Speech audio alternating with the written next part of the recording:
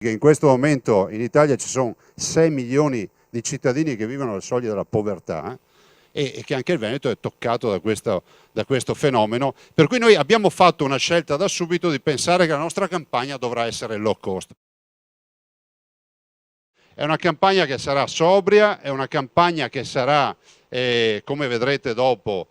low cost e vi spiegheremo perché, però vorrei anche ricordarvi che è una campagna che noi abbiamo deciso di autofinanziarci.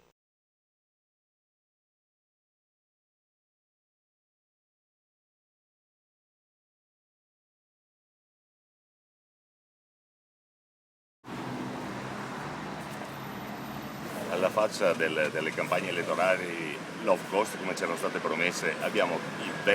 cittadini veneti che stanno morendo di fame, che non hanno risorse per poter andare avanti e qualcuno si permette di spendere più di €500.000 per una campagna elettorale, che quei soldi se li davano direttamente alle famiglie che sono in crisi nel Veneto avrebbe risolto qualche problemino e poi potevano anche dire che poteva sembrare un acquisto di voti, però l'avremmo accettato se aiutavano le persone veramente in crisi. Questi soldi non arrivano nemmeno ai comuni perché non è neanche stato utilizzato APS per la fissione, è stata utilizzata un'altra società privata, un'altra grossa società privata e perciò i comuni modalità non vedranno nulla di questa spesa. Vale di più la campagna elettorale, spendere soldi in campagna elettorale che lo stipendio di quei poveri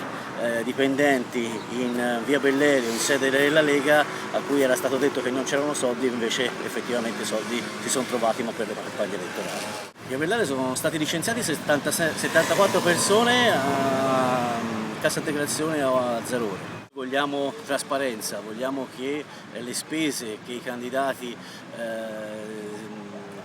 useranno per questa campagna elettorale siano trasparenti e pubblicati sul sito. So che alcuni candidati governatori l'hanno già messa, Zaia mi risulta che ancora non abbia avuto questa trasparenza e quindi ancora non ha annunciato sia le spese ma soprattutto chi finanzia.